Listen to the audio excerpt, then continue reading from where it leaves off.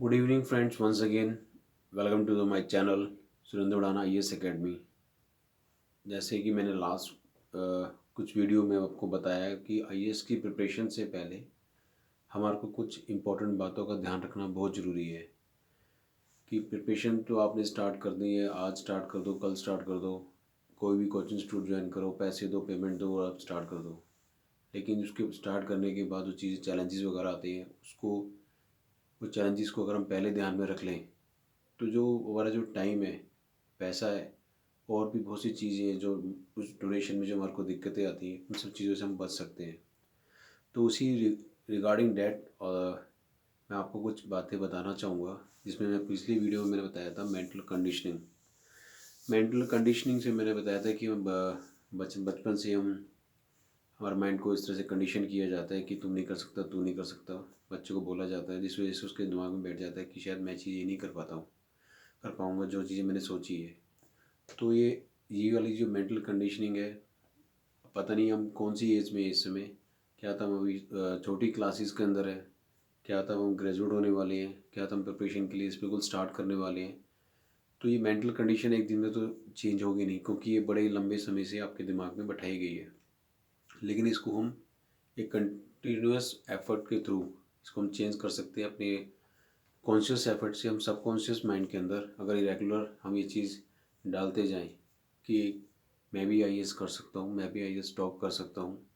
और ये ज़रूरी नहीं है कि मैं रूरल बैकग्राउंड से हूँ या मैं गवर्नमेंट स्कूल में पढ़ा हूँ, मैं इंग्लिश नहीं बोल पाता हूँ या मैं हिंदी मीडियम से हूँ कि मैं IAS नहीं कर पाऊँगा। ये कोई रीज़न नहीं है। अगर आपने डिसाइड कर लिया है, अगर आपने सोच लिया है कि मैं कर सकता हूँ, तो आप कर सकते हो, बिलीव मी। तो आपको अपने आप को पहचानना है, अपने अंदर की क्वालिटीज़ को पहचानना है कि हाँ मैं कर सकता हूँ। और मेंटल कंडीशनिंग के लिए कुछ चीज़ें हैं जो आपको रेगुलर करनी होंगी, वो मैं आगे जाके बताऊँगा। मेंटल कंडीशन के अलावा मैं आपको कुछ और चीज़ें बताना चाहूँगा। मिडिल क्लास पीपल जो नॉर्मली हैं, उनको डिसीजन लेने में हमेशा दिक्कत आती है। डिसीजन वो बचपन से जैसे छोटे होते हैं, मिडिल क्लास के लिए या कोई भी क्लास हो, वैसे नॉर्मली क्या होता है, हम बचपन से ही हमारे को आदत होती है पेरेंट्स से पूछ के या फ्रेंड से पूछ के डिसीजन लेने की आदत पड़ जाती है। तो ये डिसीजन मेकिंग जो हमारी कैपेबिलिटी है, ये काफ़ी हमारी लैग करती है, जिसकी वजह से हम अपनी लाइफ की जो बड़े बड़े डिसीजंस वो नहीं ले पाते हैं। बड़े क्या छोटे भी लेने के लिए हम किसी ना किसी से सलाह लेते हैं। जैसे कोई आप स्कूटर, बाइक, कोई भी अपनी चीज़ ली, उसके लिए भी आप फ्रिज लिया, टीवी लिया, अपने पड़ोसियों से, यार दोस्त से पूछते हो, यार मैं ये लूँ, कौन सा लूँ, क्या लूँ। तो आपको ये चीज़ है डिसीजन मेकिंग, आपको ये अपनी डिसीजन ऐसा लेना होगा कि मैंने जो डिसाइड कर लिया है कि मुझे IAS बनना है तो बनना है। कोई पड़ोस वाला क्या कहेगा, उससे पूछना, इससे पूछना, कोई नहीं चाहता कि आप IAS बने। ये बहुत बड़ा ट्रुथ है, बड़ी कड़ी सच्चाई है कि कोई नहीं चाहेगा कि आप कामयाब हो जाओ। सिर्फ आपकी दुनिया में एक माँ बाप हैं या बहुत क्लोज फ्रेंड होंगे जो आपको चाहेंगे कि आप कामयाब हो। तो ज़्यादा इधर उधर पूछने की बजाय अपने अंदर झांकने की ज़रूरत है, अपने आप को, ड्रीम्स को देखने की ज़रूरत है कि हाँ क्या मैं कर सकता हूँ। अगर आपको दिमाग आपके अंदर आता है कि हाँ मैं कर सकता हूँ, पूरे कैलकुलेशंस करने के बाद कि हाँ मैं इसी एक मतलब किस तरीके से कर पाऊँगा, थोड़ा सा इधर उधर से गाइडेंस लेने के बाद, लेकिन डिसीजन ज़रूर लें। आप किसी और का ये परवाह ना करें कि कोई कि मैं इससे पूछूं, उससे पूछूं। आप डिसीजन लें और डिसीजन लेके आगे बढ़ जाएं, और एक बार आप डिसीजन ले लें तो पीछे ना हटें। तो एक तो ये डिसीजन आपको लेना है, बड़ा स्ट्रांगली लेना है। दूसरा, जो हमारे मन में हमेशा एक डर बना रहता है, मैंने डिसाइड तो कर लिया, मैं ग्रेजुएट हुआ, ग्रेजुएट होने के बाद मैंने IAS की प्रिपरेशन स्टार्ट कर दी, मेरे साथ के जो फ्रेंड्स थे वो जॉब में कहीं और सेटल्ड हो गए, किसी ने बिज़नेस में सेटल्ड हो गए, कोई और कहीं और लाइन में सेटल्ड हो गए। मैंने लाइफ को पूरा रिस्क लेके अपना एक डिसीजन लिया और उसमें मैंने आगे बढ़ गया कि मैं IAS की प्रिपरेशन कर रहा हूँ, क्योंकि ये इसका कोई पता नहीं है कि आप कब तक बनेंगे, अनसर्टेनिटी है इसमें। 1 साल लगे, 2 साल लगे, 3 साल लगे, 4 साल लगे।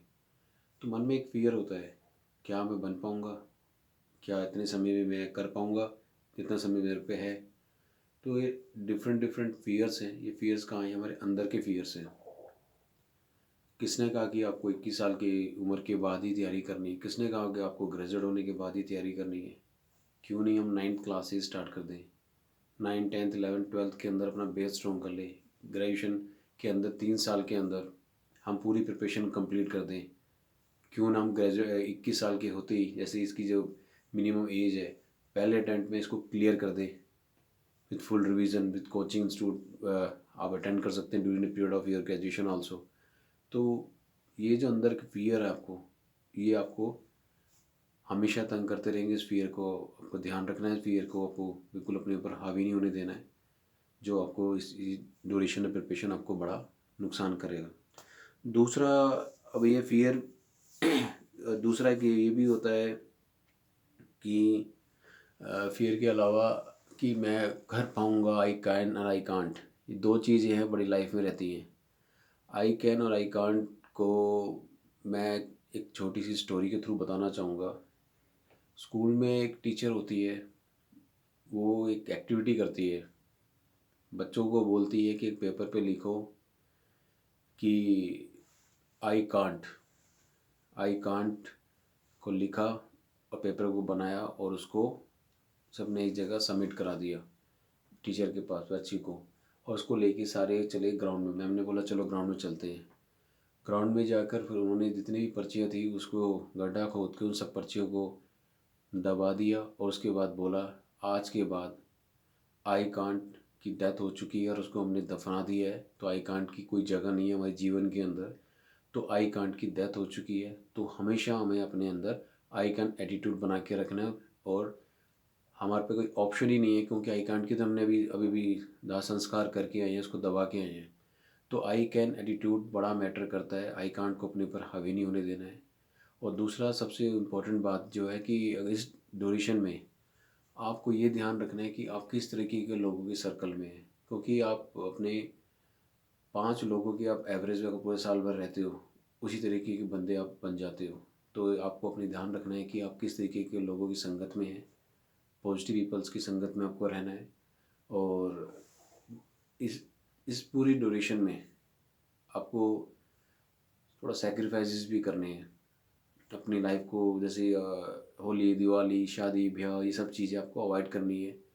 एक सन्यासी वाला जीवन जिसको कह लीजिए, कुछ कोई कहते हैं कि कुछ पाने के लिए खोना पड़ता है, तो इसी तरीके से अगर आपको कुछ बड़ा पाना है तो कुछ खोना तो आपको पड़ेगा, क्योंकि हर चीज़ की कीमत होती है। अगर आपको आईएएस बनना है तो उसकी कुछ कीमतें आपको चुकानी पड़ेंगी।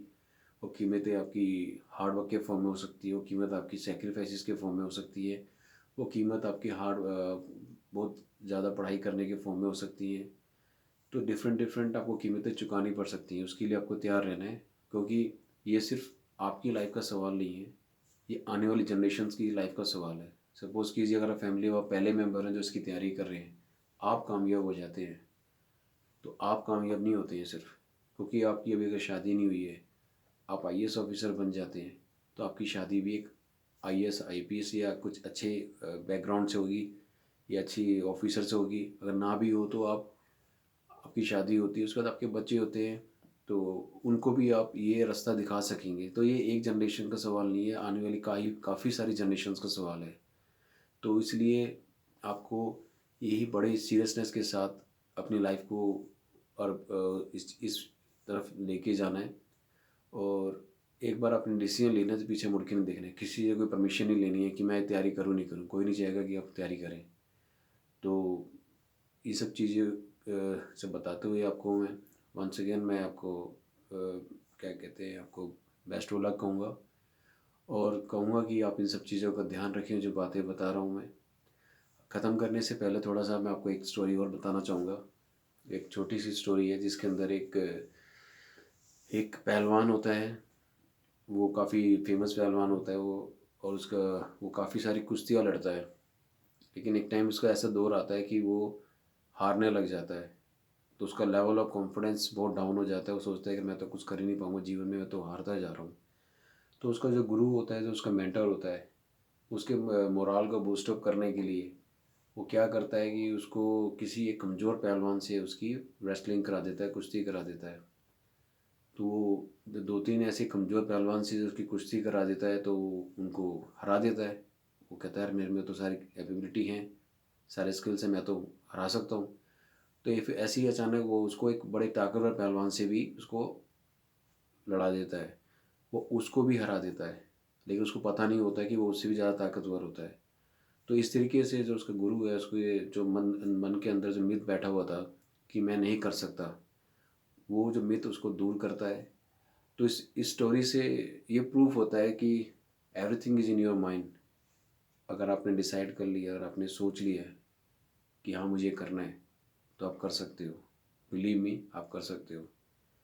तो वंस अगेन इसके साथ ही मैं इस वीडियो को समाप्त करना चाहूँगा और बेस्ट ऑफ लक कहना चाहूँगा कि आप अपनी ये जो बात मैंने जो आपको बोली है सिर्फ इनको सुन के अनसुना ना करके इनको कहीं किसी कॉपी या पेन लेके आप कहीं लिख लें, जिसके अंदर मैंने आपको बताया कि मेंटल कंडीशनिंग, आपको बताया था कि मैंने कि एक सोच क्रिएट करनी है, बड़ी सोच, टॉप करने की सोच। मैंने आपको बताया कि जो फियर ऑफ फेलियर है उसको कैसे कॉप अप कर रहे हैं। मैंने बताया कि आपको आई कैंट एटीट्यूड क्या है।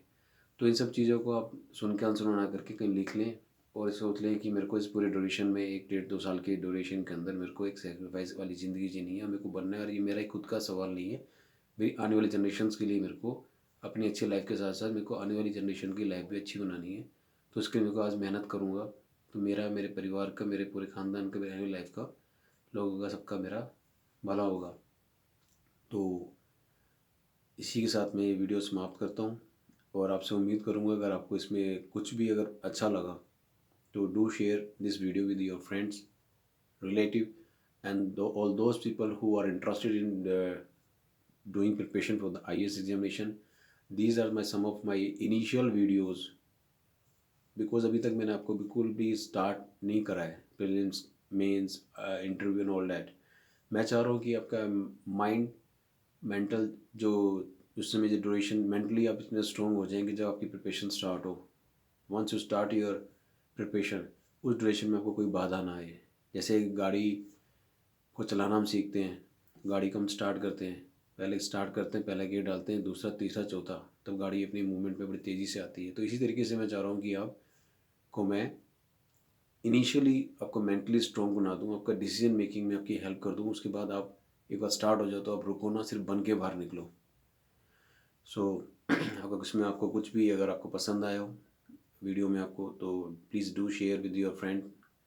एंड अगर कुछ इसमें आप कुछ सुधार चाहते हैं कि मैं इसमें कुछ और चीज़ें ऐड करूं, कुछ सुधार चाहो तो उसमें कुछ कमेंट में आप बता सकते हैं।